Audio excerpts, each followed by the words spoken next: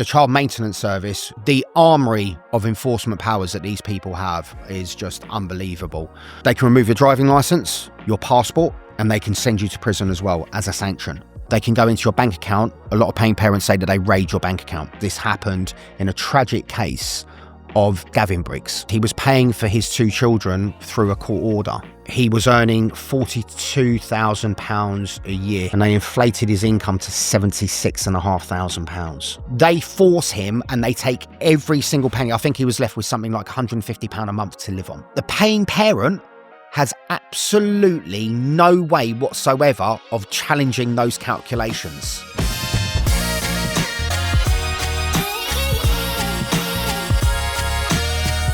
I'm sure Rupert was swearing. I was swearing at Michael Oliver last night. I bet you were. Who do you think he hates more, Arsenal or Liverpool? It's got to be Arsenal. Have you seen that record of all those sendings off he's given Arsenal? Yeah. Yeah, I watch it. I'm on the receiving end of it every week. I've got to hold my mouth, hold my tongue. Do you see what happened last night? Do you know what? I was kind of in and out of the game. So Liverpool are winning in the 95th minute of a 5 minutes injury time and equalise in the 97th minute. I saw Trudrowski, or whatever his name is. Yeah. That was a screamer. Yeah, 97th minute. Yeah. But Salah got injured beforehand and Mike Oliver's 5 yards away. So anyway. Well, we can talk a bit about football. It brings us into it, and then we can just crack on. Yeah. Well, do you think Arsenal can catch Liverpool? Are we on? We're on. We're recording. We've started. We're recording. You think? Do I think anything's possible? Do you know what?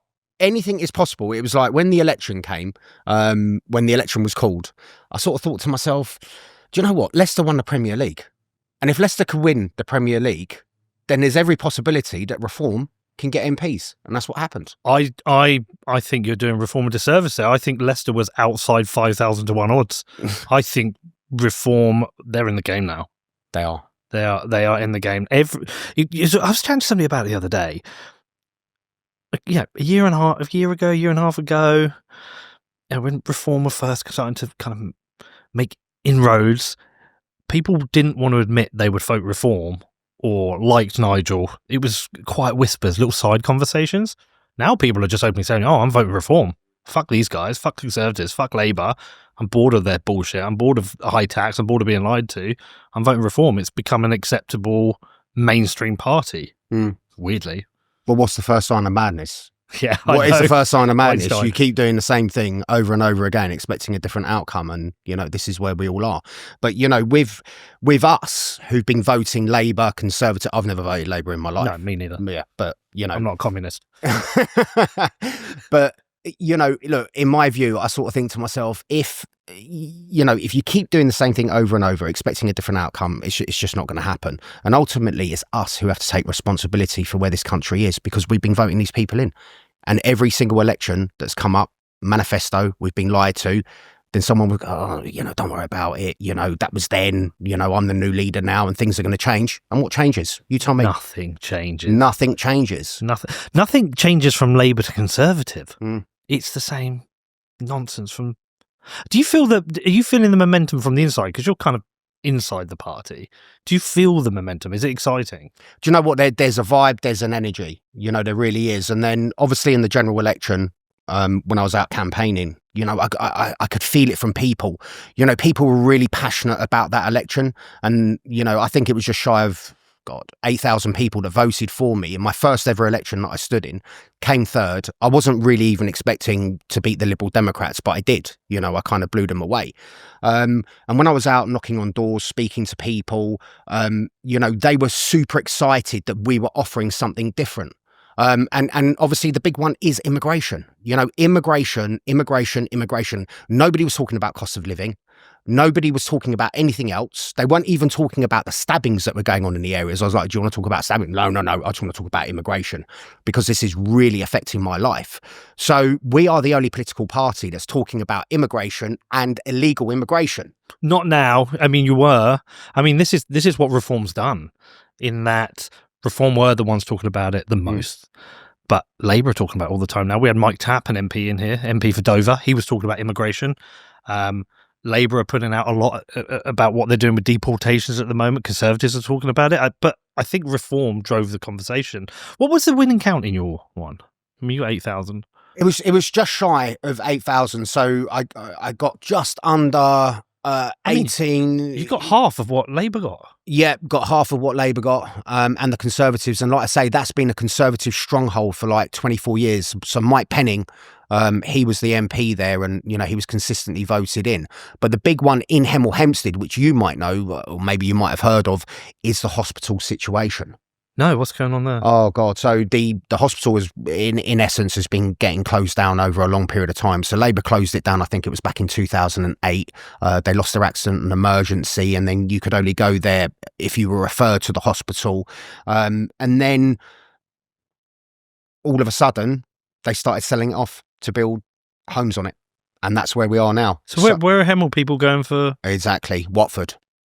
What? How far is that? God, it's a good sort of 20 miles away. I mean, that could be the difference between life and death. Absolutely. And then one factor that they're not considering is that the hospital is right next door to the football stadium on Vicarage Road. I know, because when we went, I remember when we went to, do you remember the year Liverpool won every game and they had their first defeat? When it was the COVID year where they won the league. They were just when there was no one in the stadiums. Yeah. But when people just first came back, Liverpool would win. They're winning every game. I think they hadn't lost, had they? And so I was like, me and Connor like Liverpool. I was like, I'm going to take you to a game. And I know a guy at Watford. He got us tickets, and we went. And Liverpool lost 3-0.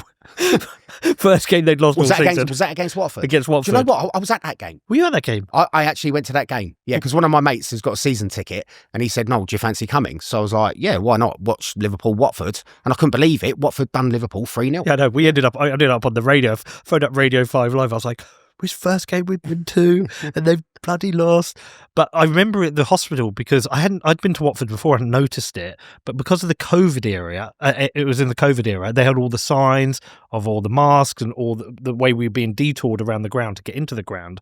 And so that, I know. And if you've got a match, so if you're coming from Hemel on a match day and going to Watford to try and get an A&E, that's... Yeah, I mean, look, when I started looking into this, how hospitals are allocated and stuff like that, it's actually decided through a commission.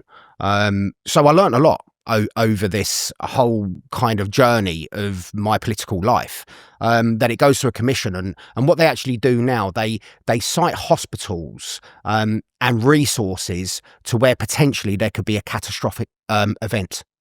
So they were looking at an area in Hatfield. Yeah, in Hatfield. They were looking at like a super hospital in Hatfield because you've got all the emergency routes that can access it very, very quickly. And then I suppose that they're looking at if there was a catastrophe at Luton Airport, the shopping centre.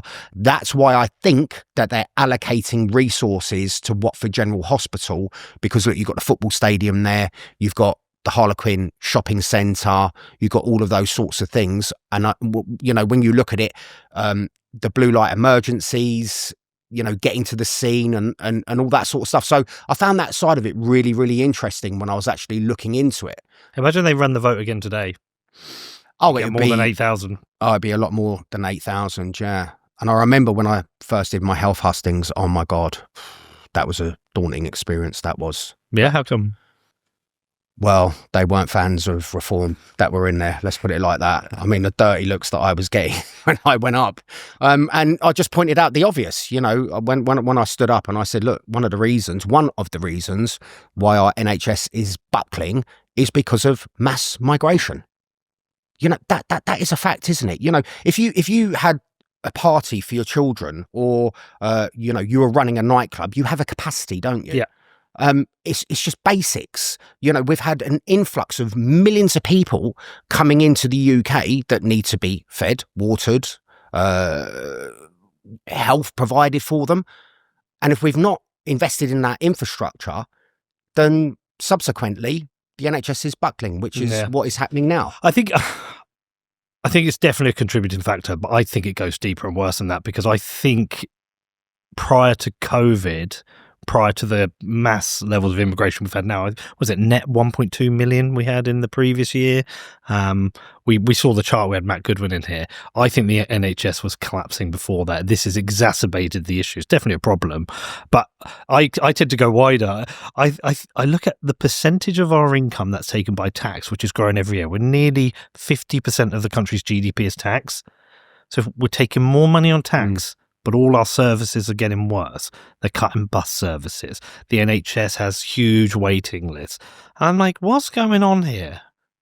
What is this decline about? And I think it's a lot deeper than just. I think immigration is an issue, along with a bunch of other issues. But I think where we'll get to the main issue we're going to talk about. I think we have a massive incompetent civil service that is incapable of running the parts of the country it's in charge of. Because everything's shit. Do you know? Yeah, I get that. It's an interesting point that you make, but they've been consistently incompetent for years and years and years. And I come from a military background. Being incompetent is just not accepted.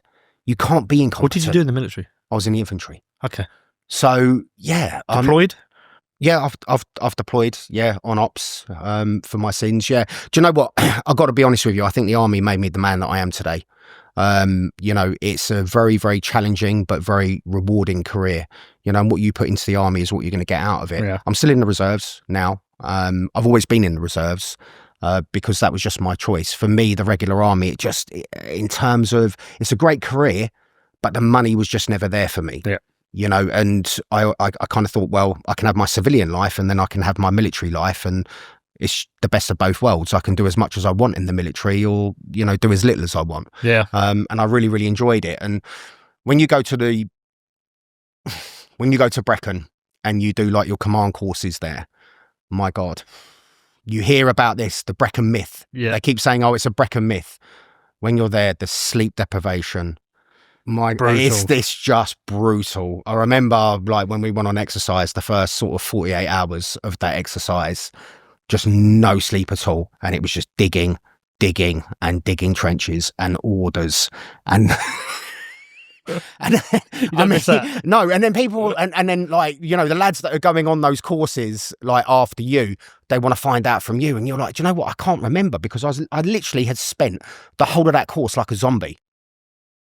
So my learning capacity, I have no idea how I learned, because you just literally walk around like a zombie. So the 5 days that you actually do on the exercise, and I think part of that, we had to do the fan dance as well. What's that? Oh God, where you go across Penny Fan and with all your kit in about 3 hours or something like that. It sounds rough, man. It is really rough, but I think it's made me definitely the man that I am today. What, with discipline? Discipline, values, understanding your right from your wrong, just gives you that balance in your life as well. And just when you see something that's wrong, what is it that Rupert keeps saying? We need warriors to come forwards. And that's what we need. We had Liz Truss in here, and I read her book, it's up there. Yeah. And she talked about, unless you have strong conservative values, everything swings to the left. And my main issue with government is I think government and government departments are usually shit at everything because they don't have the profit incentive. When you operate a business, you have a profit incentive, so you're incentivized to make sure you run a lean operation and you can make payroll at the end of the month. I think it drives success. Well, it's success or failure, but every business you have that profit incentive, and without it, you're screwed. And government doesn't have that. They don't have the profit incentive. They've got infinite money they can access, and they have very good pensions, and it's very hard to get rid of people. And so I think it attracts a lot of people who are just shit and incompetent. And so I think with government, you want to keep it as small as possible because they fuck everything up. And look, we're going to talk about this scandal, which, by the way, is just shocking. And I can't even figure out why this isn't being spoken about at much higher levels. We'll get into the details. It feels worse, a lot deeper, and a lot more of a scandal than the post office scandal. And that's a big scandal. We're going from fucking scandal to scandal in this country. But and we accept it. I don't think we are anymore. I think we have accepted it. But I think a lot of the mainstream media haven't done a good enough job. They didn't want to talk about rape gangs because it's uncomfortable. They didn't want to talk about the fact that a lot of rape gangs came from specific Pakistani communities because they're uncomfortable. They didn't want to be called racist. I just think the mainstream media are scared of talking about things.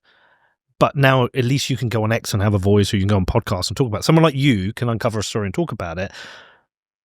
But I think this turn is coming. I think people are kind of sick of every direction they look in. There is incompetence in government. There is scandal. There is high tax. There's high inflation, stagnant wage growth. I think the country has been pushed to its limit. Hence the success we're seeing with reform.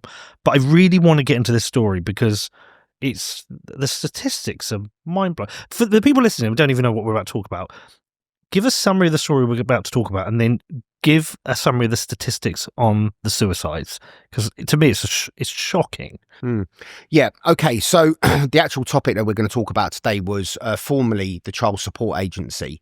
So the Child Support Agency was set up back in the 1990s, and it was set up under, I believe it was the Thatcher government at that time. And obviously what the Child Support Agency was there to do was set up in principle to support single parent families. So what was pumped out through the media was, what we're going to do is force deadbeat dads to pay for their children. So we're going to introduce legislation and an act of law, which is what they did. And then what we're going to do is give this agency a whole host and a full armory of enforcement powers to go with it as well. And these enforcement powers are used with no accountability whatsoever. So the Child Support Agency ran from the 90s to 2012. And because of the large volume of complaints, which we'll go into soon, because of the large volume of complaints that they kept receiving, they closed the Child Support Agency down. And then they introduced the Child Maintenance Service. But what they did is they changed the regulations. They changed a few members of staff. But in essence, it was the same pig, just different lipstick.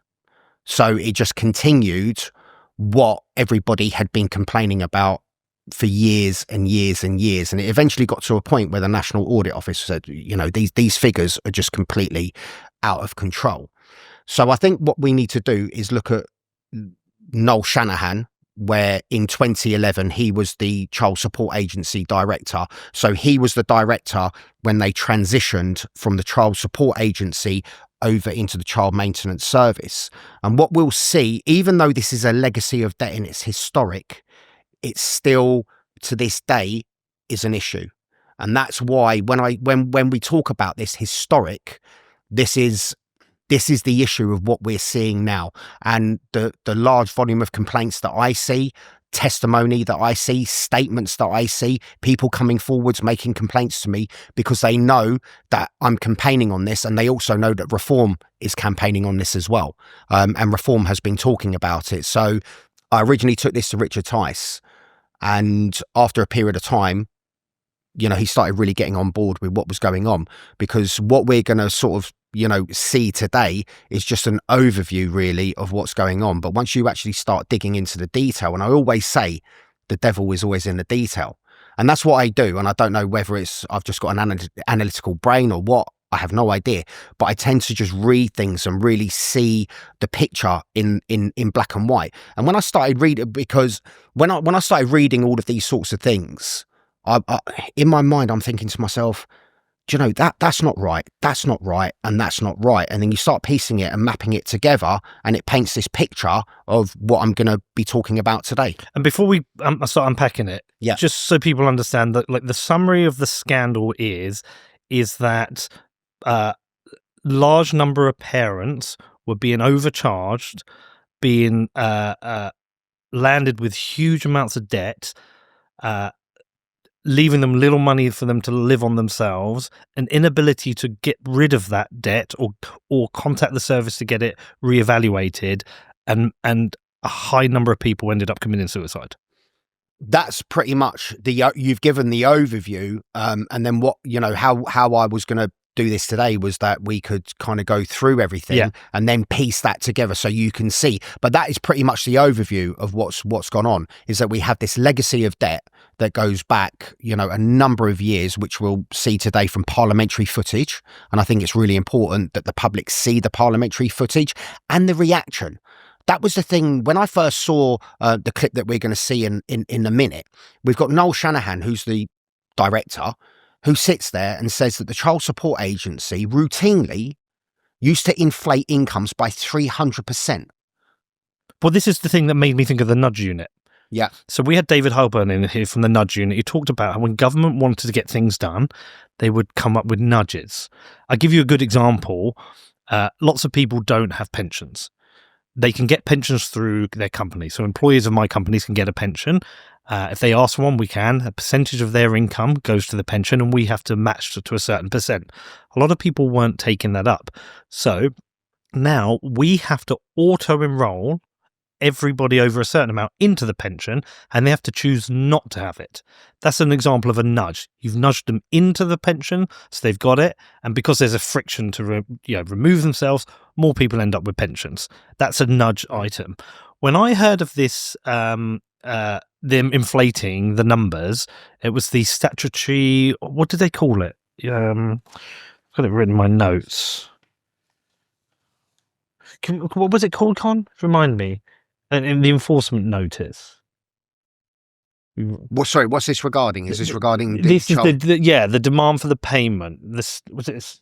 Punitive agreements to choose payment. Yeah, but it was a statutory. What was the actual demand for money called? A liability order. Yeah, it was called something else in the thing. But anyway, but when I heard they were inflating it by 300%, before they knew the number, right? Mm-hmm. It was like It was So what you got now, obviously what you got now, you don't have the complex systems that they had then. Yeah, most of it was done clerical then, so it was a case of them just going to HMRC or asking that paying parent to send them their last 3 months of pay slips or whatever it might be, and that's how the assessments were made. But they were inflating it to trigger them to engage with them, right? Absolutely. Yeah. But in doing so, they created these debts. But that felt like a nudge. That felt like something that could come out of a nudge unit that says, well, we've got a large number of these dads, and I know there's some mums, but aren't paying. If we inflate this number, that's going to trigger them to pay. But they hadn't thought of the downstream consequences of that. Well, you see, what they tried to do was deploy the same tactic as HMRC. Because HMRC, that's when HMRC come after you for tax. A lot of the time it will be inflated. You come back to them. But what HMRC do is that they once you've agreed the amount, or you've proved that you don't owe that amount, and that is the amount of tax that you do owe, then what they do is they get rid of those arrears. But that never happened in this case. So if they wanted you to pay, let's say, just putting broad figures out there, £100 a week, they would inflate your income to £300 a week to scare you, to contact them to say, well, I'm not earning that amount of money, so how could I pay 300? And they say, oh, I'll tell you what then, what we'll do, we'll negotiate this with you and you can pay £100 a week. But what they never did was clear that £200 a week. So you were paying that £100 a week, so they never cleared that £200 a week, and that grew in what we would call the 1993 and 2003 schemes. Were these was it an interim payment order? Is that what they? It's an interim maintenance assessment. That was it. The interim maintenance assessment. Okay, so before we unpack it all, a last question. Based on everything you've seen so far, you understand it. What's your general view on having something like the CMS, the Child Maintenance Service? Having it is a good thing. Are there lots of deadbeat dads who don't look after the kids and they should be pursued? What's your kind of general view on it? That's a really interesting question. Should the state be involved in this? You got to look at the whole picture. It's not just a case of saying we want something in place to go after people to pay money. Why are we not looking at the support elements of things? Why has something not been, this is what we're seeing here in the United Kingdom. We're seeing the breakdown of the family unit. Yeah.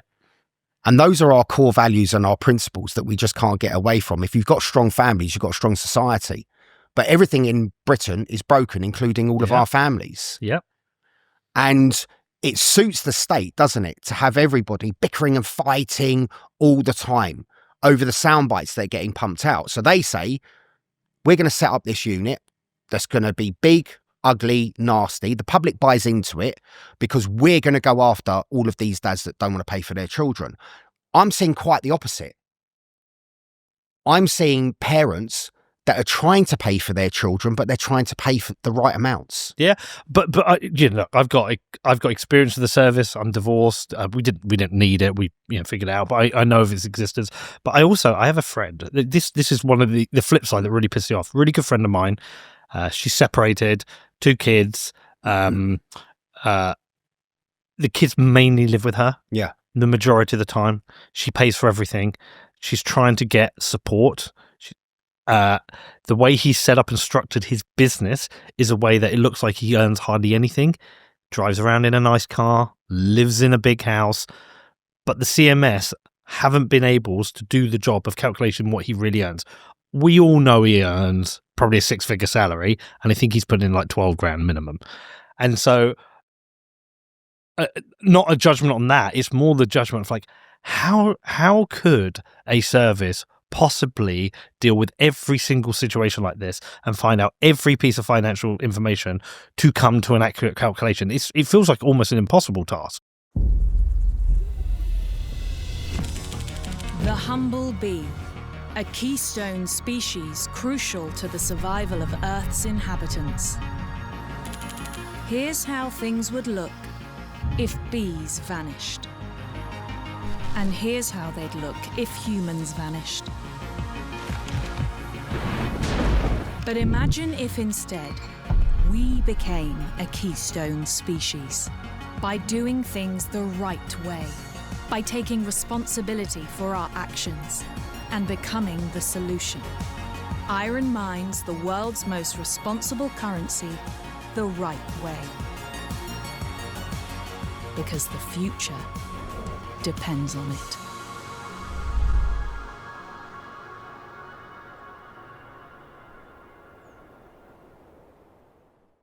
Well, I think, yeah. I mean, it is an impossible task, and I think what you need to do is look at shared care where applicable. That's the first thing. That should be the starting point.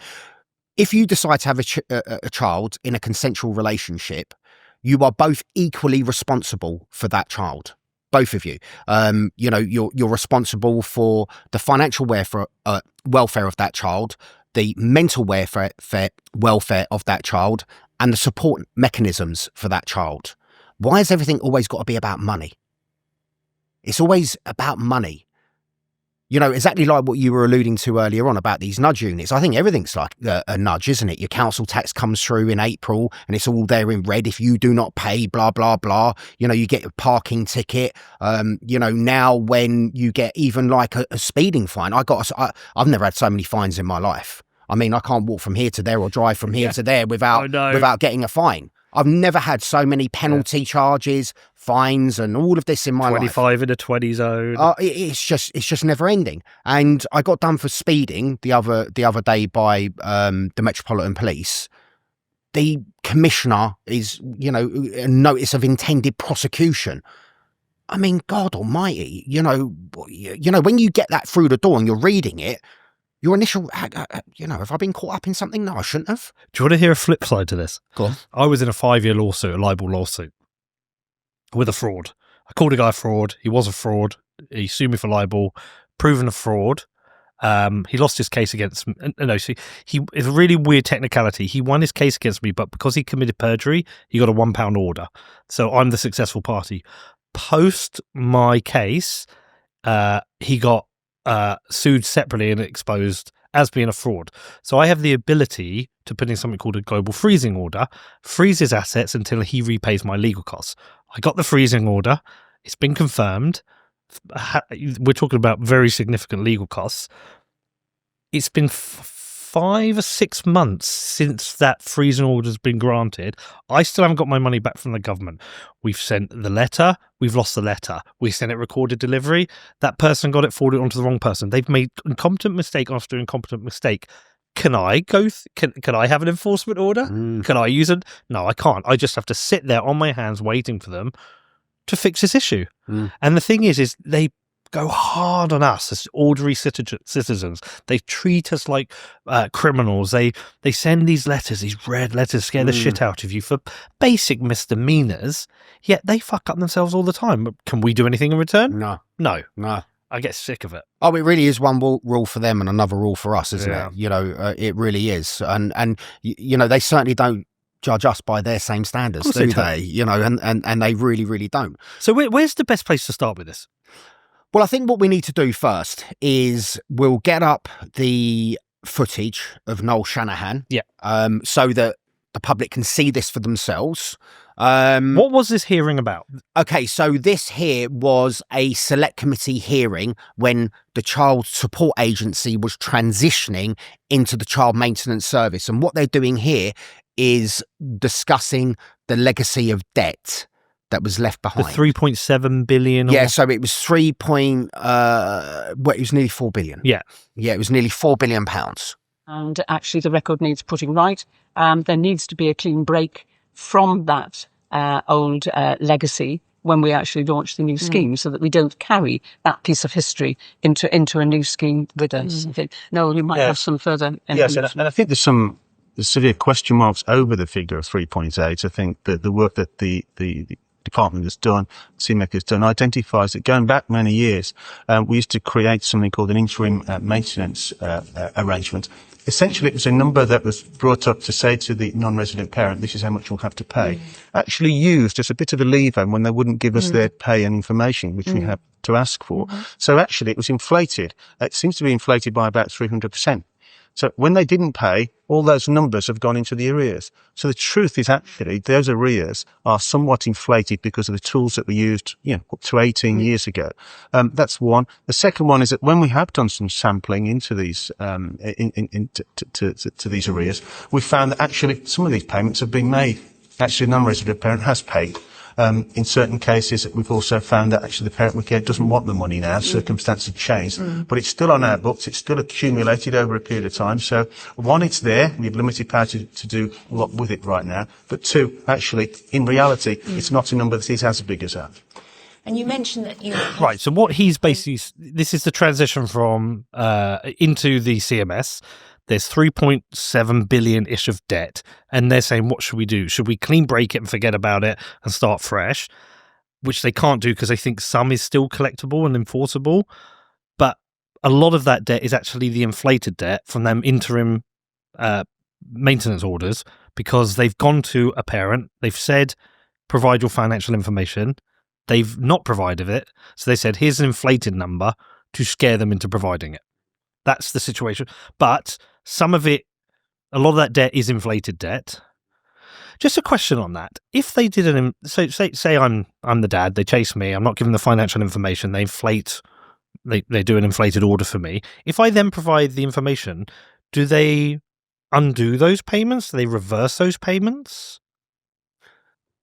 So what they would do is they would assess it at the correct amount, but they would leave the bit in the middle, they would leave that bit on the computer system, and that would grow in the computer system, and subsequently that's what's happened. Would it be my liability? Will I still be due to pay it, or they just left it in a system and it's just growing on its own independent? Exactly. They just left it in a system of money that's never existed. This is the important part of this here. This money has never existed at all, and nobody's actually ever been able to put a figure on the bit that has been owed. Of the 3.798 billion, the National Audit Office, the Child Maintenance Service, nobody has actually been able to say, okay, 100 million of that we can prove is actually owed to receiving parents. And what I just find astonishing here, and I'd love to get your view on this, we were inflating incomes by 300%. That is an admission of fraud. Yeah, that's making up a number. That is making up a number using your enforcement powers that have been given to you in good faith. And subsequently, you're going after parents who've got nothing to do with that money. And I'd love to understand from you that nobody in that room has said, sorry, can I just understand what you've just stated is that you were routinely committing criminal offences? Yeah, so I go back a step and I think, okay, where's my position on this? If there's a family with kids, there's a breakup of that family unit. More often than not, it's the mum looking after the kids and the dad maintaining his career. I know it's not always, but so let's just, I'm not being sexist here. Let's just go with dads now, so I don't keep having to put out caveats. If a dad is now separated from the mum and the mum is with the burden of raising the children and paying for the children, the dad is out there working, do I believe that the dad should be contributing towards their kids? Yes, I do. Absolutely. And hopefully lots of dads just do that. And emotional support. Yeah. But hopefully the parents can agree access. Mm-hmm. The kids get to see both parents. The parents get on as best possible, and the parents are the person who has the opportunity to work more is financially contributing to the other parent to help them raise the kids. That's what I hope happens. Okay, so we get into the reality is that lots of breakups are terrible and people don't get on well, and maybe they can't agree visitation and the dads aren't willing to pay. Do I then believe the state should get involved to enforce that kind of payment? I think it's an interesting question. In a state structure that we have, I think the dads should be paying. I think they should be paying a reasonable amount. Is it fair to go after them and try and pursue them for that? Some libertarians would say no, it should be independent. I think it should be enforced. So then how do you enforce it? Why make up a number and inflate a number when you don't know what they're earning? Why not just say there's a fine? Why not just say, provide this information by, 28 days to provide your financial information so we can assess the payments you should be making towards your children. If it's not provided by this date, here is a fine. Because that tends to be the accepted route of things. But inflating payments and making them up seems to be theft. Or why can't we treat two people like adults? Why do we need such a heavy-handed approach from the state? Why can't we have mechanisms in place to support the family unit, as I keep saying? Try and understand, look, you've broken up, that's life, it happens. Yeah, people fall out of love, have affairs, whatever. We're not here to judge that. But the fact of the matter is that you've both been in a consensual relationship and you produced child out of that. So why doesn't the state actually look at how can we support these two so they can both get on with their lives? They can both provide for those children equally, where they've both got equal visitation. Yes, it might not suit one parent as opposed to another parent because somebody might be working in Dubai and come backwards and forwards. I get all of that. But just as a groundbreaking rule, why don't we just have something in place where you can simply support the family dynamic? Because what we've got is the complete opposite right here, right now. We've got mechanisms in place to cause destruction. I think you're talking about a separate thing from what I'm talking about. I think you're talking about the structure of society that's putting the pressures on families that's leading to family breakups. Yes, we absolutely should do that. But once the breakups happened, I'm really just talking about the deadbeat dads, the idiots who just don't support their kids. And we know them. I know people like that who just refuse to support their kids. What do we do? I believe this is set up for that scenario, or for the scenarios where the mum believes, or the parent raising the child believes that the contribution should be X, and the paying parent believes it's Y, and there's a gap between the two. How do you bridge that gap? I think that's where I think the state believes it's getting involved. And the state will get involved because everything they're able to claim off a parent and contribute to the other parent is a lesser burden for the state in terms of welfare. So that's why the state wants to get involved. It always wants to reduce its welfare burden. Is how do you negotiate that position? Should the state enforce parents to make a contribution to the parent raising the child? And if it should, how does it do that? So what to answer your question, So what I think should happen is that there should be some sort of mediation that's put in place, which is legally binding. like I say, where all eventualities are considered. That's my view on it. This real heavy-handed approach, and I get what you're saying, that people should be forced to pay for it. But what I think should happen is that the state should give two people that opportunity to come together, sort their differences out, and do the right thing. But they kind of do. I mean, I've been divorced. I've been through mediation. We've been through, settlement discussions. You're talking about marriage. We're talking about people who weren't married, who have had children. That's predominantly what we see, because a lot of maintenance agreements, which has happened to you, has been sorted out through the family courts, etc. But there were two separate ones. So there was the divorce separation, which is the financial arrangements of that, and then there was the child maintenance payments, which was dealt with separately. So that was a separate order, yeah? Yeah, because but we did it ourselves. So we looked at what it was. Actually, it wasn't enough, and so I overpaid against that. But we figured that out. But I wouldn't. I mean, my son's in the room, but I wouldn't say it was a smooth process. I wouldn't say we just agreed. But I can see a scenario why I could have made it infinitely difficult for her. But because you had that support mechanism in place to do that, because you were going through those proceedings at that time, as you've just said, that process was relatively smooth. How many separations do you think we're talking about?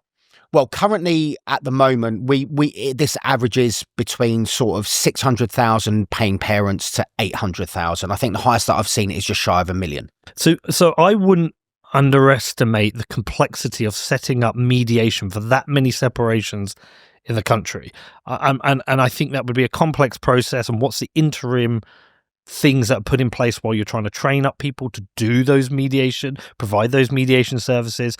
But they're going to have to deal with, as you know, there'll be the people they can't find where they live. What about the dads who get paid cash in hand? So you offer, that's what I'm saying. Yeah. You offer it out. Yeah, we're going to give you the opportunity to do the right thing. Is that not offered at all? Does it go straight? It goes straight to child maintenance. Right. Okay. That's what I'm saying. So there's nothing in place where two parents can just come together, get something legally binding, have a lovely life. Unless they choose to go to a private mediation service, because you can choose to do that yourself. Yeah, but the child maintenance service can still override that order. The child maintenance service after a year.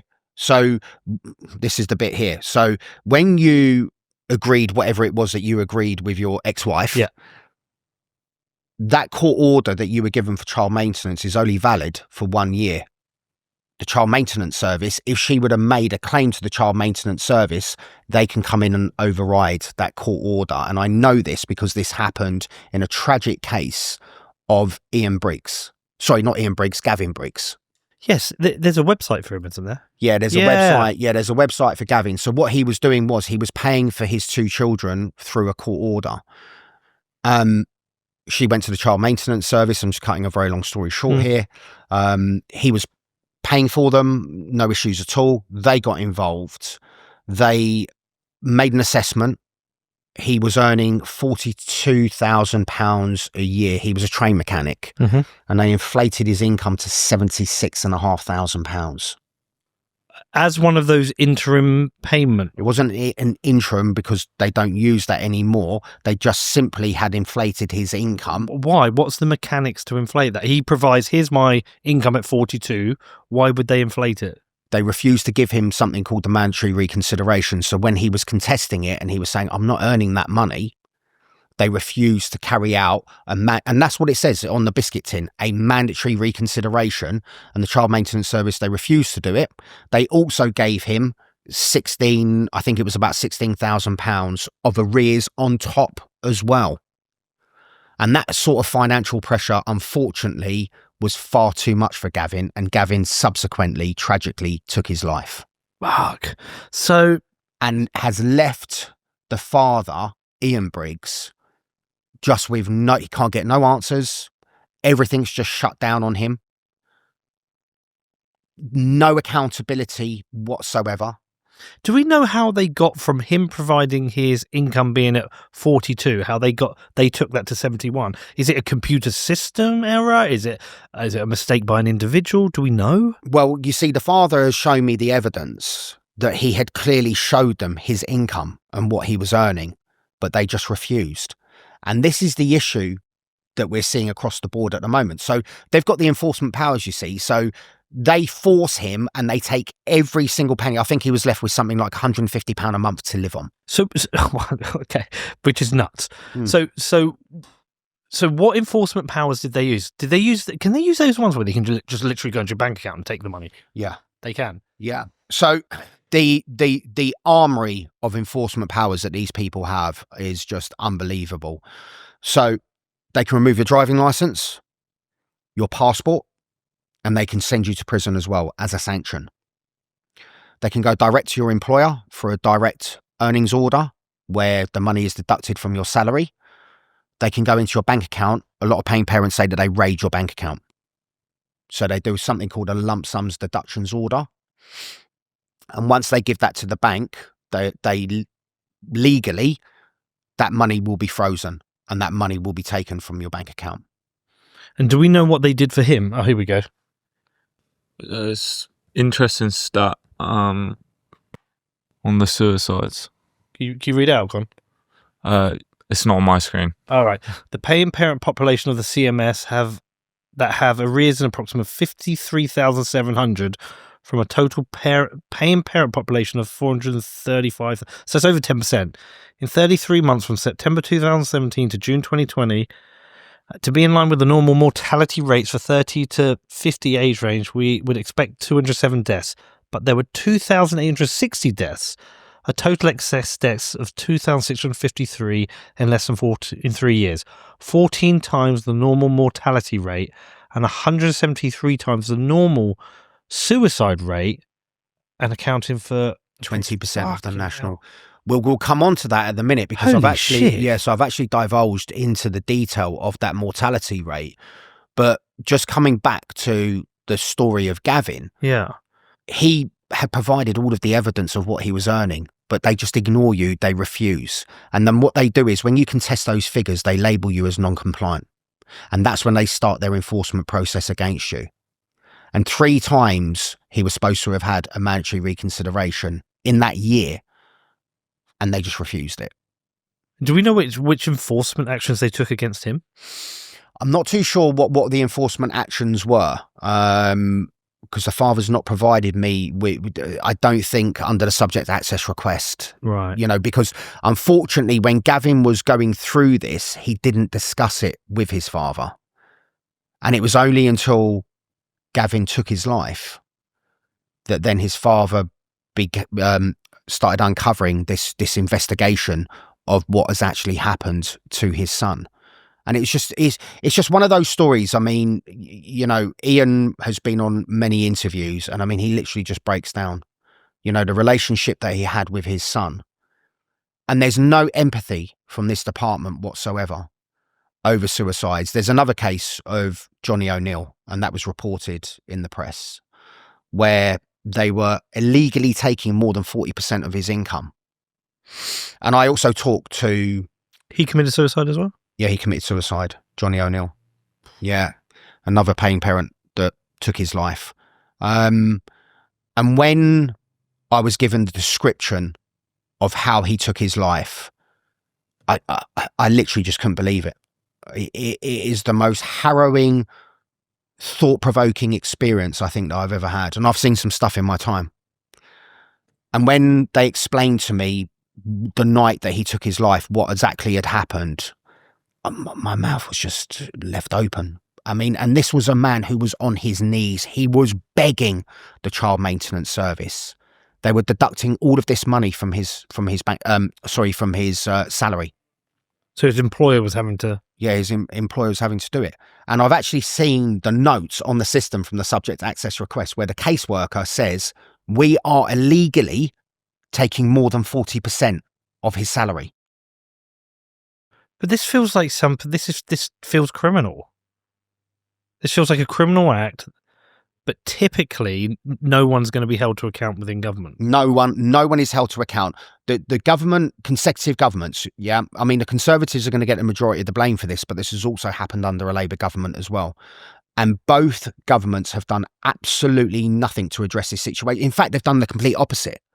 So what I find with a lot of these parliamentary select committee hearings, a lot of the time when they're talking about the issues that they have, quite often the question is asked, but do you have enough enforcement powers?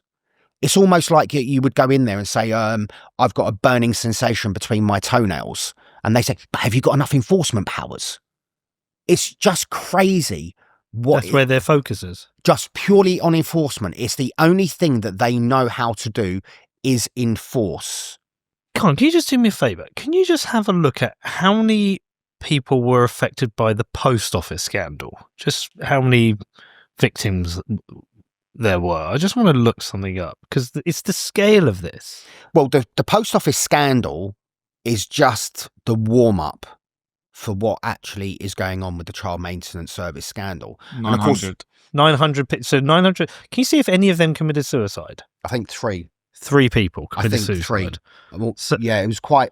I mean, any suicide is tragic. Yeah, of course. But I think it was quite low. But there are scales to this, and the people were actually put in jail for the post office under. But why did that happen? Why did that happen?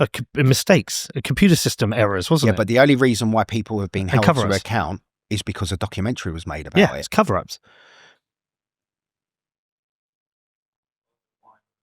What about sent to jail? But you know, because this post office scandal is a huge scandal. It's a huge scandal, and it's being dealt with, and it's finally come to light. And thankfully, because these people were treated like criminals because of a computer system, right? But this seems to be a much larger scale. To answer your question, when you say, "Is this criminal?" I would certainly say this is not incompetence, because they've been doing the same thing year on and year out, and they're very, very good at it. They're incredibly good at it. 736 were prosecuted. Did it say how many actually went to jail? Because there's prosecution, there's jail time. But anyway, so 736 prosecuted. You think perhaps 3 suicides. We're talking about tens of thousands of people being overcharged. What was that, 53,000 we saw there? And we're talking about a excess mortality rate in thousands. Yeah. Now, the reason why we've got to call this the mortality rate, and we'll come on to this, is because the CMS are refusing to release the data, the names of those people that have died on their books. Because once you can get the name of that person, you can search the death certificate. Okay. And you can see what the cause of death was. And there might be a range. It might, you can imagine a scenario where some of these have, turned to alcoholism or drugs or stress or, on top of these suicide. are working people of working age. Yeah. And if you look at the ONS, the Office of National Statistics, the mortality rate across the whole of the United Kingdom, our popular, what is it at now? 70 million. I know we're being lied to about popular. I get all of that. Is it 68 million? Something? Let's go 70 for go 70 million, something like that. So according to the Office of National Statistics, they would expect 17,000 people of working age to die of natural causes. With the Freedom of Information request that went out in 2022, which, I mean, I've got it all here in front of me. With the Freedom of Information request that went out in 2022, there was, they asked the question, what was the mortality rate between the years 2020 and 2022? And it was just shy of 5,000. That is absolutely awful. So if you look at the comparison of what you would expect with the national average, and then if we look at, and let's say if we're generous to the CMS here, and we say that their population, so we're talking 17,000 of a population of 70 million, we're talking just shy of 5,000 of a paying parent population, let's be generous, of 800,000. They are shocking statistics. Who else is investigating this? Where is it else is this being covered? Who ensured these select committee hearings happened? Like, I'm trying to get into my head is where is this in the kind of psyche of? You're incredibly puzzled by all of this. Yes, because in my head I'm like, well, if I make a podcast and somebody says to me, you should interview Noel, this is an interesting story, and I'll do it. But if I'm a journalist working for Telegraph, Times, and I'm aware of this, I'm like, well, this is a fucking scandal. This is a big story. There's potentially thousands of people. Well, there's tens of thousands of people who've had their lives turned upside down, who've been criminalized through the government putting in a policy which inflates incomes. Add into that, you're throwing in people who've been put under a huge amount of stress to the point where they have killed themselves at extreme numbers. This is a huge story, but it feels like it'll be one of those situations. It won't be until somebody goes out and makes a documentary and embarrasses the fuck out of them that they'll have to deal with it. And then there'll be some kind of investigation, and then they'll deal with it. They'll deal with it at the last minute they have to.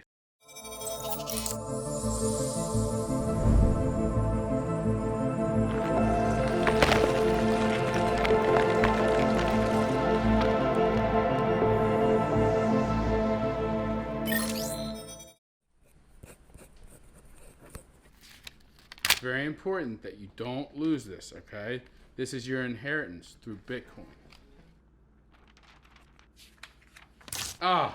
Let Bitcoin rip. Don't rip up your Bitcoin. Set up inheritance with Casa.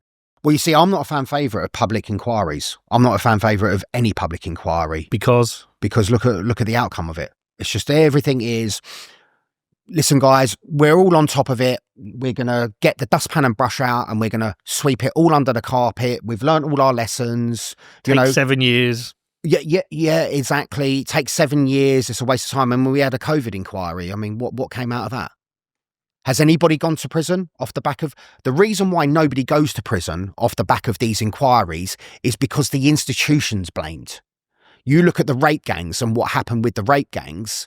Greater Manchester Police had breached 100 and whatever breaches of their code of conduct and blah, blah, blah regarding the rape gangs. But you can't send an institution to prison, can you? The evidence is never pointed specifically at the decision-making process of the people that are involved. And that's the reason why I'm not in... So everyone shouts, oh, we need a public inquiry. What, for them just to turn around and say, well, I'll tell you what, we're just going to sweep it. Nothing for you guys to see here. That's always what you get. Nothing for you to see. This is where those different rules exist. If you own a private business, say you own a construction firm, and you have poor health and safety practices, and that leads to the deaths of people within that private construction company can be prosecuted and jailed. Yeah. For it can be, I think it can go under criminal negligence. Whereas under health and safety is a criminal. Yeah, it's a criminal offence. But if you're creating policies that fraudulently try and take money for parents, put them under undue pressure to the point where they're committing suicide, how is that any different? Well, you're asking the government, really, aren't you, to investigate themselves? When you're making complaints, the police are part of it, social services are part of it, Kafka family courts, they're all part of the same thing. So, in my view, it's like the Russians investigating the Salisbury poisonings, isn't it? Yeah, I'm laughing because it's right. You're right. You're right. Of course it is. But it's just... Because unless you do the documentary that's done by independents, where they can specifically point the evidence in the direction of that individual that made that decision, at the very least, that person could go to prison for misconduct in a public office or criminal malfeasance. At the very, very least. But the Child Maintenance Service, what we're seeing with all of these scandals, whether it's the rape gangs, whether it's ULEZ, whether it's... there's so many scandals, I can't even think of them. Like you said earlier, it's a scandal every day now. With all of these scandals, it might not affect you with what's going on. You might drive a compliant vehicle and, you might be going into London, not getting charged, all of that sort of stuff. But then you might be a paying parent who's having to pay through the Child Maintenance Service. Failing that, you might be a postmaster who's going about your business and then you get hit there. It's all these little things that I see which are connected. But overall, regarding children, I've had a lot of people come forwards to me regarding these rape gangs. I know what's going on. And I mean, this would make your toenails curl. What we're seeing is the monetization of children by the state. I've heard about this. I had some woman reach out to me, and she wanted to come on the show. I can't remember her name. Actually, I wouldn't say it if I knew, just in case, because she's got her backstory is quite interesting. But she was talking about the incentive systems for the government. Oh, what was it? It was something to do. Oh, I can't remember the details, but you've kind of triggered me into like remembering her based on the monetization by the state. But it was something to do with the ability to claim money by holding on to kids. What are you able to talk about what you've just said there? I can't go into specifics at the moment, but I've had the real experts in these areas that have come forwards to me. So I was driving, funny enough, to Reform Conference. I received a phone call and I was told what's going on, and I couldn't believe it. And this is me who understands corruption. You know, this is one of the things that I'm majorly looking at across all government departments. You know, I've been involved in ULEZ, I'm involved in the Child Maintenance Service. I do see the corruption and I understand the corruption that's going on.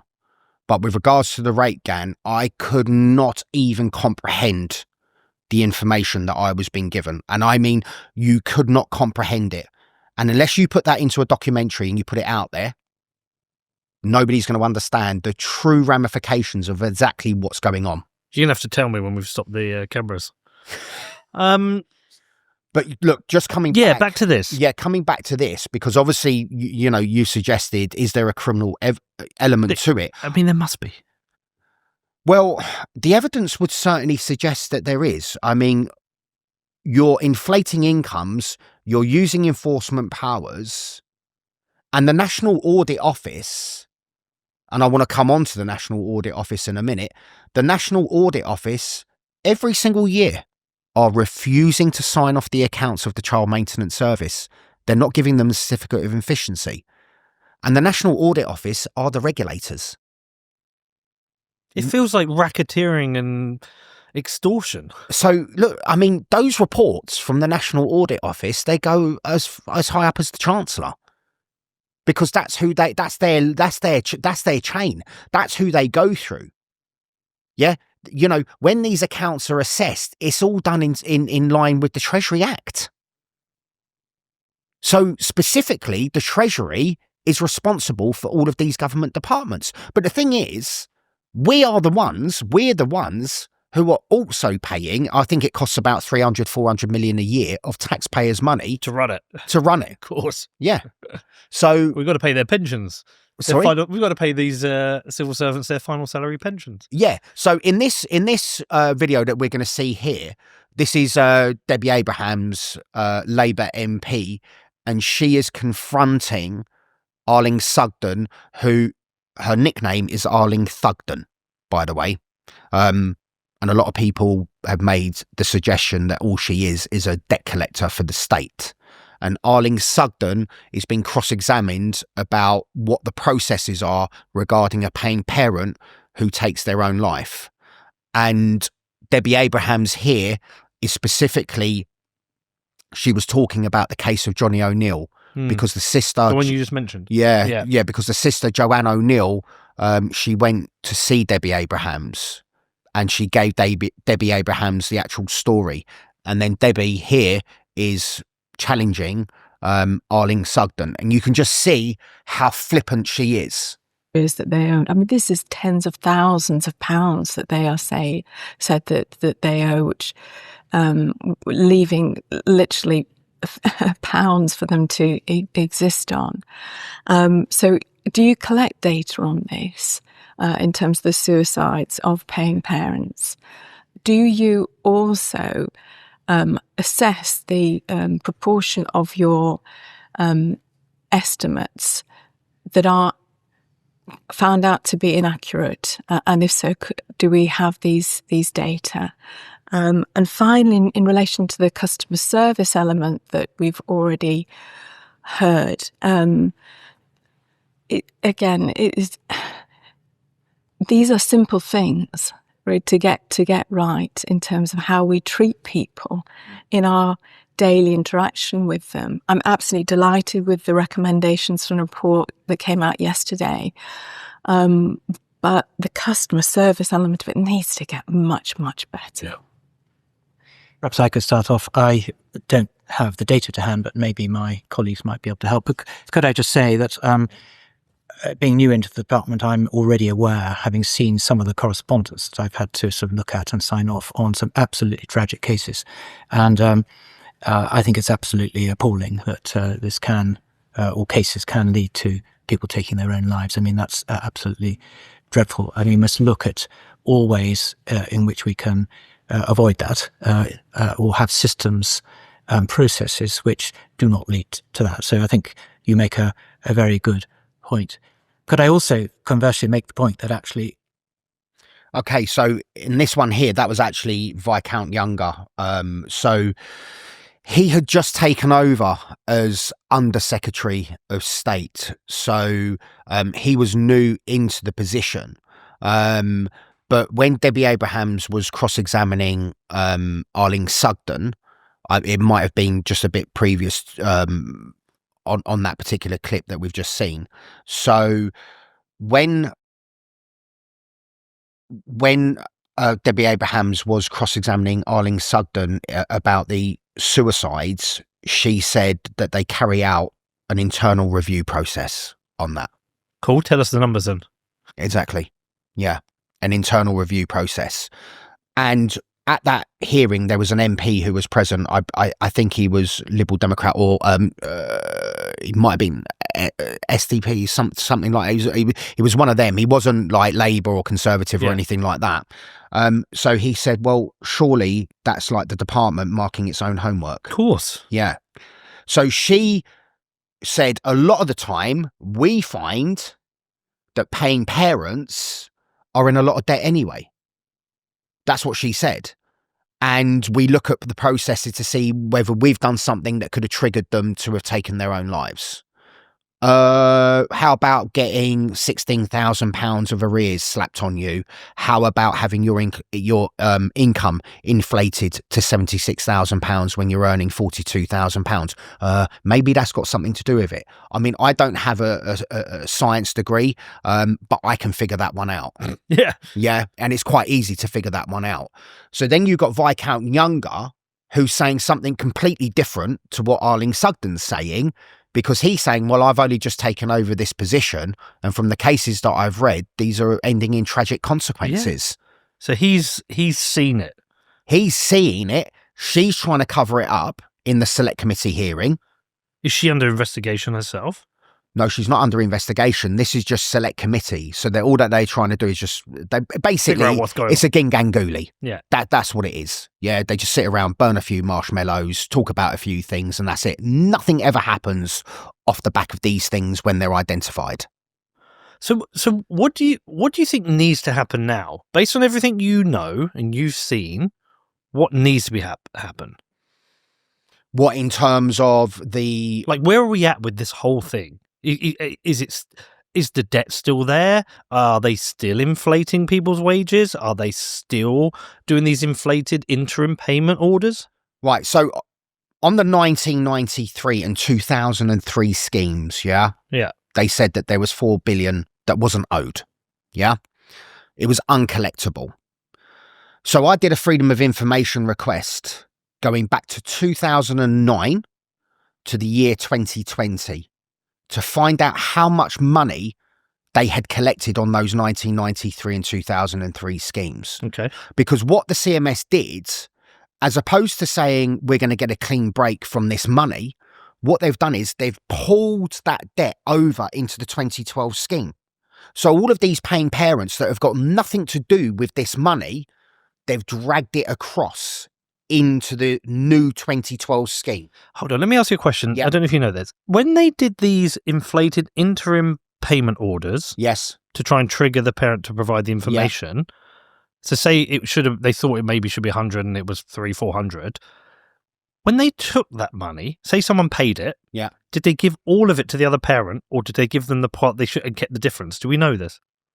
Well, this is going to be the question that bugs us a long time after this, because we can't actually get to the bottom of it because they're not giving us the data.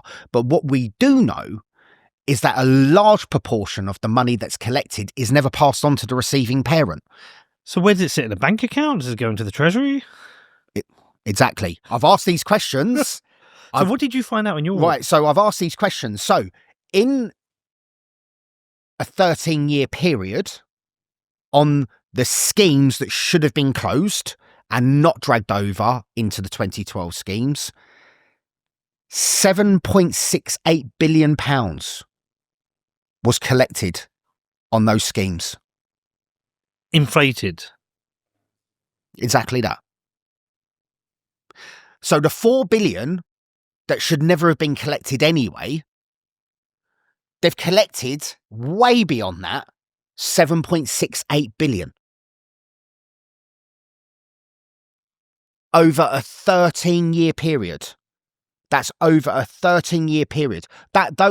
Those figures are also in the public domain. You just need to know where to look for them. Okay, I'm going to go around in circles here. Yeah. Is anybody else investigating this? No. There's nothing else. So we have the select committee hearings. Yeah. And you doing what you're doing. And that's all that exists right now. And reform. Yeah, reform. Richard Tice is well aware of what's going on. Anne Widdecombe, I've been working with Anne Widdecombe and a few others in reform as well. And we're doing everything that we possibly can to shed light on this. We have also, right, so how they get around this and how they enforce these orders, because then this will bring us on to policy with reform. So what they use is the Child Support Act 1991.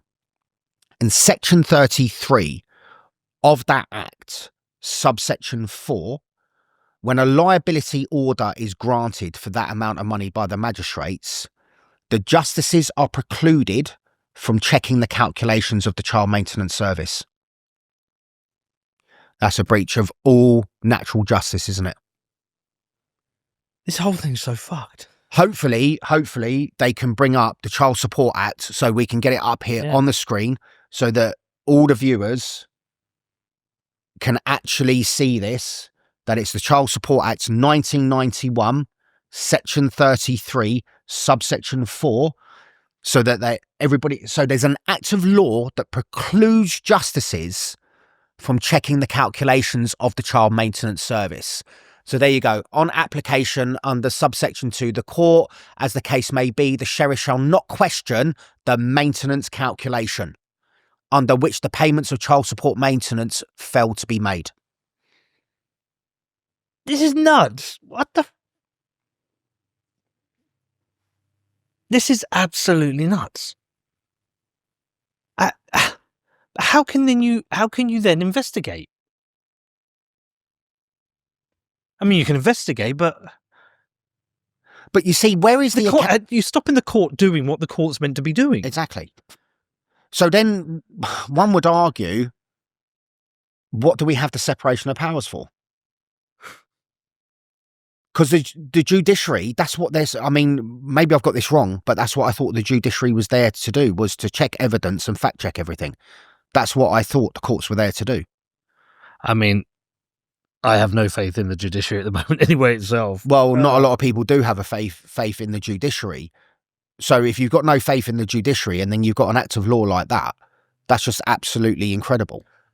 Who would have written that and why?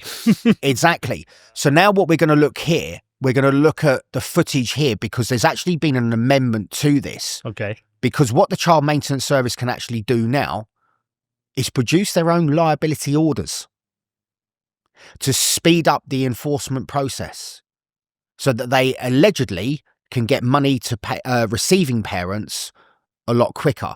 So what we're going to see here is Viscount Younger, who we just saw, who we just saw, who said that he's read all of these cases that have ended up in tragic consequences, and he was saying, you know, that this can't go on, and we, you know, got to have processes in place that stop this. And then we've got Viscount Younger here, who, well, this is self-explanatory. And so this bill makes important improvements to CMS enforcement processes by amending existing powers. Once commenced, this will allow the Secretary of State to make an administrative liability order where the paying parent has failed to pay an amount of child maintenance without the need to make an application to court. They don't need to They want to skip the court. Yeah, they don't need to make an application to court. So now they can administer their own liability orders. So surely... Judge, jury, and executioner. That's exactly what I was just going to say. Judge, jury, this is Judge Dredd. Fucking hell. But they're doing this already knowing they've been making mistakes and people have been committing suicide. Absolutely. But as you just would probably have seen there, a lot of the times when they're getting these bills through, there's nobody in the house to say, hold on a minute. That doesn't make sense. You know, that's not legal. That's not whatever it might be. I mean, that is all violations of a right to a fair trial. But you see, they blame the computer systems in the post office scandal, didn't they? They blamed them. That's what they did, you see, to try and cover up what they'd been at. They had people in the control room that was changing the figures.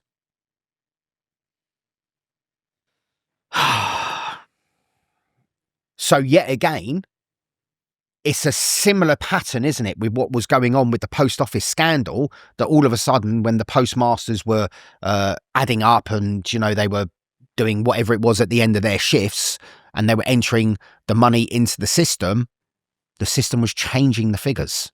And that's because of a remote terminal like that, because it's all computer driven. And that's subsequently what we're seeing with the child maintenance service. Everything's going digital now. So what they do is they can obtain the figures from HMRC any one of 6 years.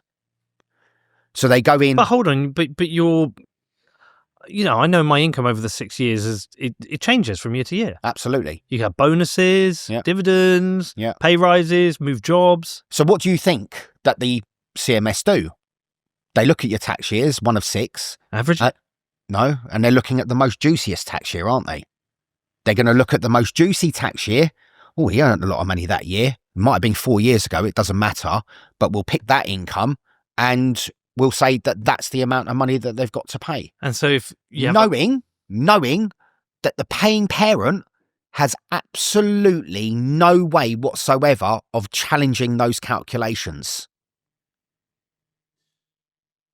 because of the act of law. And then a minute that you turn around to them and you say to them, sorry, I don't owe that money. I'll tell you what, you're non-compliant, so they'll start the enforcement process against you. We'll take your driving license away. We'll take your passport away. We'll go into your bank account. We will trap you. We will destroy your life. And then we'll say sorry 5 years down the line when the numbers come out that thousands have committed suicide. I've got another case here where an SBS operator came forwards, suffered significant brain damage whilst on operations, got hit with an IED. And he actually said to me, do you know what, Noel? I'm more afraid of the child maintenance service than I am of Al-Qaeda, ISIS or the Taliban. Because he's had a continuous battle with them because he's been medically downgraded. So he lost all of his special forces pay, which is a significant amount of money. But they refused to change his income and kept it at the same income as if he was earning special forces pay. I don't get so even one of our own, this is the thing, and you know, that gets me so annoyed here. Even one of our own who's gone out and given everything for this country. I've not even given half of what this guy has done for this country, and he's still treated with that amount of disrespect that they don't even feel that it's appropriate. This is a man who's given everything for his country, and they can't even just look at the calculations and say, actually, we were wrong, you're right, you've been medically downgraded because of something that's happened to you whilst you've been on operations. Even that Viscount Youngin said, I've seen the communications and these are tragic. He's aware of it. Mm-hmm. And now we're seeing him putting in place acts of law that will lead most likely to more situations like that. Absolutely. So we're still in this position where this is still happening. Which, yeah, I mean, it's just getting worse. We're in a position where it's just getting worse and worse and worse, because the only way that they know, and the only thing that that they know how to do here in the United Kingdom is enforce. Yeah. That's it. I mean, it's just, they don't want to look at a problem. They just want, do you know what? We're just going to enforce more. I mean, just on my journey coming here now, I got off at Piccadilly Circus. I've never seen so many different colours of body armour in my life. I'm like, who's this now? They've got like operators now on Transport for London, enforcement and disenforcement and that enforcement, and all wearing badges, and that's what I mean. You've got high-vis body armour, you've got like navy body armour now, you've got all different types of colours of different people that are enforcing things. It's becoming a very, very, very serious situation of how we're living here. At Ledden, we've built the best Bitcoin-backed loan platform in the world. Proven, trusted, growing. Ledden's proven track record speaks for itself. Visit ledden.io/Mr. Obnoxious to get started. Ledden, there is no second best. Ledden is not regulated in the United Kingdom. Any credit products or virtual asset services provided by Ledden are not subject to UK regulatory protections. Please consider the risks associated with virtual assets and consult a financial advisor before making any decisions. Well, look, it goes back to what I originally said. People had enough. People have had enough. Had enough of this shit.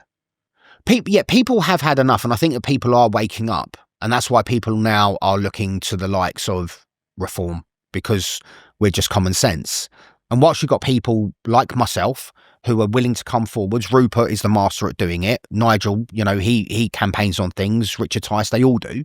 Who come forward and call these things out. It's just going to continue.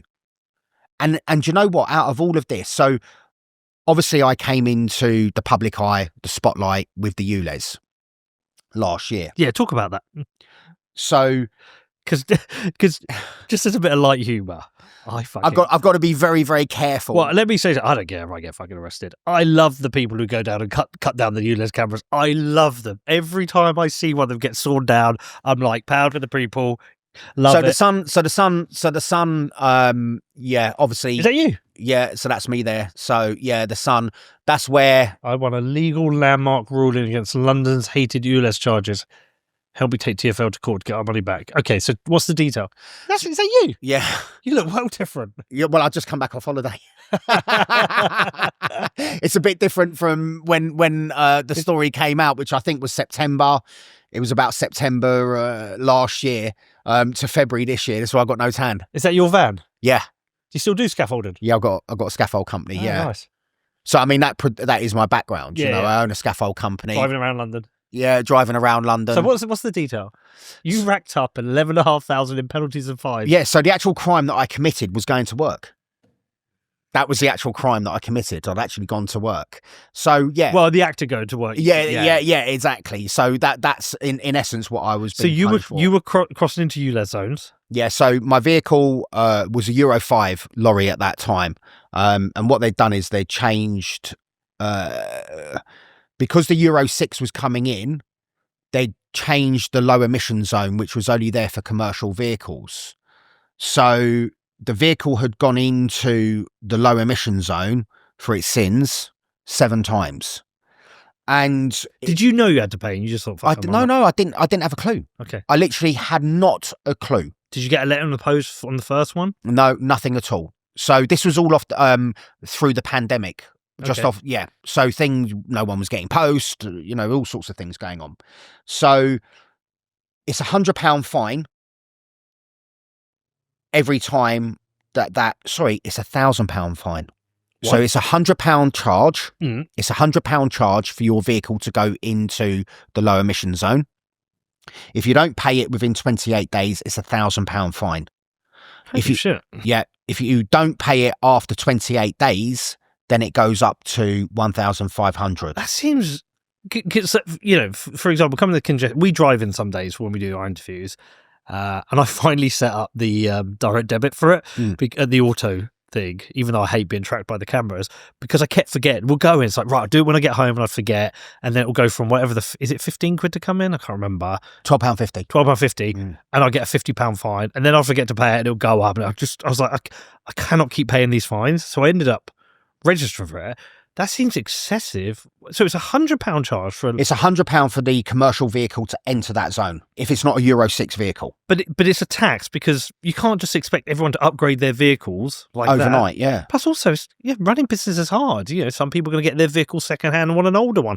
Can't afford a new one. Tell me about it. I mean, business is hard enough as it is. Yeah, tell me about it. £1,000 fine. It's £1,000 fine. After 28 days, up to 28 days. Yeah. So you got 28 days to pay the £1,000 fine. After the 28 days, it goes to £1,500. That seems really excessive. It is excessive. I don't agree with it, but if you'd have asked me, I would have thought, 50 quid to go in, 50 quid fine. Okay. So it's really, really excessive. So I ended up with 7 of them. So I appealed to Transport for London, and they issued me the notice of rejection, and they said, we're not interested. Okay. Yeah, because I didn't have a clue that I was going into this zone. So yeah, because if you don't know, how are you meant to know? Exactly. How are you supposed to know? So straight away, I was kind of like very suspicious of the signage. Because it's almost like the congestion charge. Like, it's very obvious when you go in the congestion charge. But even I've gone into it without realising I've gone into it before, right? I have. It's by accident. But at least you'd expect them to give you one chance and go, because the one chance is at least a warning to say you've done it. Yeah. So I'm not agreeing with the charge, but I'm saying if you're going to do it, everyone gets one strike. Yeah. Now you know. Yeah. So they issued the notice of rejection. Yeah. And I appealed to the road traffic adjudicator, which comes under the London tribunals. And just me being the way that I am, I wasn't going to be a good little boy. No, that's not me. Yeah. Yeah. I just wasn't going to be there and, I'm going to pay you your £11,500. That's just not going to happen. So I appealed it to the road traffic adjudicator. I did a lot of research. I mean, tons and tons and tons of research into this. I was pointed in the direction of where to go by a friend, and then I just took it on myself to really start studying the law and looking at different signs and blah, blah, blah. And it quickly became apparent to me that the signage is not compliant with the legislation. Because? That's the bit that I can't go into. Okay. At the moment. All right, okay. Yeah, I can't go into that bit. So it's an ongoing case. There's still legal proceedings that are going on at the moment, which hopefully will be successfully concluded very soon. And then I can reveal I will come back here and I will tell me everything. I will give you an interview and I can tell you everything of how I did it. Do we know how many cameras there are? I haven't got a clue. Can you have a look? I wouldn't have a clue. I want to know how many are and how many have been cut down. Every time I see it, I just love it with their hacksaw. I love it. I was like, fuck off the government. Honestly, the amount of it's like everything we do is a charge and a fine and a license. I've got a lot of friends in America and they just laugh. They always say, have you got a license for that? Everything is a charge and a fine. Honestly, the amount of fines I pay, parking speed, and yes, I know I should do it all myself, but I just feel it's gone beyond something which is meant to a penalty for making a mistake. It's an income. 3,700. 3,700 exists. What's the difference between the red and the black? Could not tell you. Do we know anything cut down? So you see, I love it. I do. So you see, look, these are the things where I think it's really important to talk about, these topics like the child maintenance service, ULEZ and stuff like that. Because it's like I say, there's going to be a part of your life where that specific thing might not affect you, but somewhere down the line, there is going to be something that affects you. Well, we've gone from the place where the government is elected by us to serve us. Yes. To essentially, we're almost in like a slavery time now. We're subservient to this big, government beast that wants to know everything we're doing all the time and charge us all the time to pay for its own incompetence. I'm so over it. I'm so done with it. We all are. And that's one of the reasons why I got into politics. I was I had my fingers very badly burnt in the family courts. I had a daughter who was as a result of a very, very brief relationship. I learnt from those mistakes. I tried to get access through the family court. So I have first-hand witnessed myself the process of how those family courts work, how child protection services work, how social services work. And I can see why these children suffer at the mercy of social services and the family courts. I've witnessed it firsthand. And like, just to give you a brief overview, I think I spent 30, 40 grand in the courts trying to see my daughter. For no reason whatsoever, I just could not get contact to see my daughter. And then eventually the judge agreed, okay, you can go to a contact centre. Why do I have to go to a contact centre? You know, like I'm some sort of risk to my child. You know, I couldn't fathom that in my own mind. I just couldn't bring myself forwards to disrespect myself like that, to go to a contact centre to see my daughter. I'm entrusted to lead men on the battlefield, but I can't take my daughter to the zoo or a play area or take her out for lunch or whatever it might be. So that's where my suspicions and where all my research kind of started. You know, I'm just a normal guy. I'm just a working class guy. You know, I just try, like everybody, I just go about my business. And all of these things have kind of come along and kind of really bit me on my arse. And I could see how difficult it was. And as this story evolved over a period of time, I contacted, because my daughter wasn't going to school. Yeah. So I was contacting the school and they were keeping me updated. And I could see that her attendance was absolutely shocking. And I thought, why is my daughter constantly off school? Because I have no relationship whatsoever with the mother. And I contacted the doctor's surgery, and I said, her local doctor's surgery, and I said, look, you know, I've got parental responsibility of this child. Can I see her medical records? And when the medical records were given to me, oh my God, I have never been so shocked in my life at what I read. So the mother and the stepfather had both been arrested for the suspicious death of the grandmother. Jesus Christ. And you have to go to a contact centre? And I have to go to a contact centre. So they've both been arrested, and there was an ongoing investigation, and I started seeing all of the media articles that came out. And the journalist got in contact with me, and he was trying to get a bit of a backstory. And then I started doing my own research into the stepfather, and he has a very, very extensive criminal background. So he was, you might know this actually. So back in 2008, he was involved in the kidnapping of the Queen's Park Rangers chairman, that Judy. Yes. Yeah. So he was one of the gang members that was involved in the kidnapping. But when I'm going through, obviously, child protection services, and I'm being, you know, going into these conferences and all that sort of stuff, you know, because, you know, she's now under a child protection program. And when I'm going in there, I am actually sitting there thinking to myself, am I on a spaceship going to a parallel universe? I think we all feel like that right now.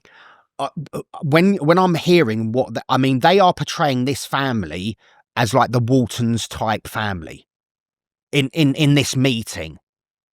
And I'm seeing things such as that the stepfather is having to wear body armor because he's involved with drugs, and petrol bombs have been thrown at the house. This is all what I'm seeing.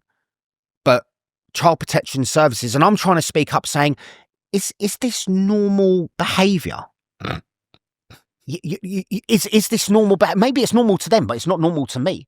It's not normal to me, man. So maybe it is normal behaviour to them that this happens on such a daily basis. Yeah. That they just, to them, it's just an ordinary. This is a good family. Yeah, this is a great family, and they're portraying this family as the. I'm like, surely you would just remove that child. Surely you would just. I mean, body armor. You know, he also on a police statement, he said, I have a serious drugs problem, cocaine, where I take cocaine about 3 times per week. But if I had more money, I would take more drugs. I mean, that is just, surely that child should be removed out of that environment. But under no circumstances were they going to remove that child and give her to me, somebody who's never broken the law. I don't have any criminal convictions. It's just endless. I've served my country. I've got security clearance, all that sort of stuff. No, it's just endless, though. This stuff is endless. Why is everything so hard? Why is everything just so difficult? Because government are involved. Exactly that. And it's exactly the same here with the child maintenance service. Yeah. It's just so difficult and so hard for all of these paying parents, rather than if these people actually did their job. I don't know if the system would work effectively. I don't know, because it never has. So when you're asking me the question, should there be something in place and blah, blah, blah, that I genuinely don't know, because we can't use this as a pilot scheme, because it never has worked, because all it's been is complaint after complaint after complaint. You know, we're looking at mortality rates. That's also a huge factor. The fact that we're looking at them and the fact that the numbers exist shows this is an absolute disaster. This is a scandal. Honestly, I commend you for championing this, because it doesn't sound like anyone else's. Well, look, I mean, what I think we need to do as well is look at the footage from the National Audit Office, which is where Joshua Redway, who is the director of the National Audit Office, and he categorically states that they put an adverse opinion on the legacy of schemes. And that's as strong an opinion that they can give. They've given the adverse opinion. That goes back a long way. It's to do with the interim assessments that the Child Support Agency issued for people, where essentially they would say, we think you owe this, come to us with the evidence to prove how much you should owe. People did not come with the evidence, so those interim assessments stayed on the file. And in fact, this committee at the time documented that very well. Right. So if they're old debts, they could well be fictitious. But in terms of recent assessments, you're pretty confident that they are. Yes. So in terms of recent assessments, we are pretty confident that there is a less than 1% error rate. The reason for that is because the new system is designed essentially to rely much more heavily on existing records, and in particular people's tax record. So the rules essentially say, if that's what the tax statement says, this is the information you can use. That makes it much harder to get it wrong. I think in some of the correspondence I've read, and we had a lot of correspondence, my latest was just this morning I was reading on this. I think people have an expectation that shall I call it fidelity to their circumstances. So a lot of receiving parents will say, such and such, my ex has a house and they've had a car and I know they've got all of this, so why are you giving them that assessment? And the CMS will say, well, actually, we've assessed this correctly because this is the information we've got that relies on the tax record. And of course, they are confusing capital there and income. It's people's income that it's assessed on, not whether or not they have a house or a car. There is the opportunity for the either of the parent, but let's face it, will be the receiving parent, to ask for additional income to be taken into account. So earnings income is coming through the RTI feed. As you know, this is the same feed that feeds the universal credit system, coming through payroll.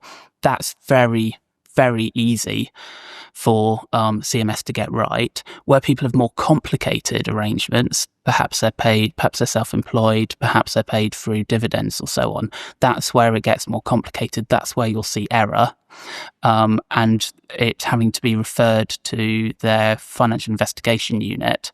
And that's why we think that 1%, well, it's 0.67% in the last set of accounts, but I'm going to call it 1% because I think it will fluctuate up and down within that 1%. Okay, so that's the director of the National Audit Office.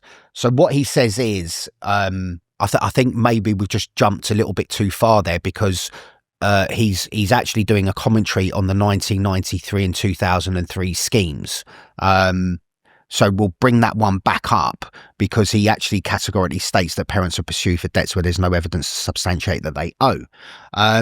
But what he says there, and I've just taken a quick note, is that the tax system exactly that. He's saying that, yeah, it can't go wrong, but what they can't see, the National Audit Office, is what tax year is selected. There's another clip. Let's watch this one. Okay. Yeah, I've received, as I suspect a number of us have, quite a few sort of angry emails. I'm forwarding you case details. The Child Maintenance Service has been awarded a liability order for a fictitious debt. There are many thousands of cases like this one. In your report, I noticed you put a figure of 99.35% on the accuracy of the child maintenance calculations. Are you satisfied that the large number of people saying that there is a fictitious debt are mistaken? That No, we're not satisfied with that. We wouldn't necessarily use the word fictitious. However, it does mean that people are being pursued for debts that there is not the evidence to substantiate that they owe. Wow. You can see he was uncomfortable there, couldn't you? Yeah. I mean, he's, giving evidence to the select committee hearing. You can kind of see he's really uncomfortable that, yeah, we wouldn't necessarily use the word fictitious, but that's what it is. I mean, these are fictitious debts. Yeah. What other word can you use? But yeah, I mean, it's not real, so it's fictional, isn't it? If something isn't real, then it's fictional. So I'm sat here, I'm talking to you, yeah. I'm watching these videos. I'm seeing that people are being pursued for things that do not exist, made up numbers that have been inflated. People have been pushed to the limit of their existence, that they've taken their lives. And I'm seeing a few people around the table discussing it. And I'm wondering, why is it only talking about policy change? Why are we not talking about criminal charges? To me, if you have put in practices that have led to people taking their own lives through trying to pursue them for money that they shouldn't be pursued for, that's led to their deaths, that's bad enough. But if you've carried these practices on and it's continued to happen, you must be criminally liable, because you know. But let's peel this back and let's look at this another way. Imagine this system was working perfectly and there was still paying parents that were taking their lives. So even if the Child Maintenance Service were doing everything that they possibly could, it was all working efficiently, there was correct calculations, the law was being applied where it should have been, the judiciary was being fair, but people were still taking their lives off the back of that, then surely there would have to be some sort of investigation or some sort of review into what's going on. Of course. What is the pressure point that is causing this? Exactly. Where are these pressure points? And that's why I wanted to come on here, with you today, show all your viewers the actual evidence of what's going on. And we've spoken about it. We've divulged quite deep into this. But would you say to me that something sinister is going on? Well, a lot of subcontractors, which we won't go into now, have also been awarded the enforcement contracts. Serco, I bet that's a name that you've heard an awful lot coming up. Yep. So they've collected $1 billion. Well, we've seen all that stuff recently that's come out with the procurement files and UK Doge and the woke contracts. We've seen that the government is just handing out contracts everywhere like confetti, and there must be some weird incentives going on here where people are making money off this misery. Well, Serco is a corporation. It's there to do one thing and one thing only. Make a profit. Make as much money as what they possibly can. And they don't care at what cost that it does. So Serco have had the contracts. We know that G4S have been involved, and we also know that Tata has been involved. So yet again, there's just another pattern of behaviour here. I mean, my biggest bugbearer with Serco, I mean, they call it Border Force. It's not Border Force. It's Serco. Yeah, they are securing our borders at the moment. All the contracts that you read, £4 billion contract that they were given in 2020 for illegal immigration, and it's still going on now. It was never going to end, was it? All right, let me ask you a couple of things. Firstly, there's a lot here. We could have probably gone on a lot longer. If people want to find out more information, where do they go? Well, currently at the moment, the website is www.cmswatch.org, but there's maintenance that's being done on that site, which is where they're collecting the data And then they've got a data analyst who is compiling all the data off the back of that. So if people are going to that website and they can't, just if they want to come forwards, and I would encourage anybody to come forwards that has been a victim of the child maintenance service, be it whether it be through fictitious debts, or whether it would be a loved one, a friend, a relative that has very sadly taken their life, I would encourage them to come forwards and put all of their details into that website. And you've also done other interviews. So if people go on YouTube, search your name, Noel Willcox, they'll find other interviews. A lot has come up, where I've kind of gone into quite, And then, so then the last thing is, what needs to happen now? Well, like, what do you think needs to happen now? Because it feels to me that this needs to have the attention that the post office scandal had. It needs to have that kind of attention.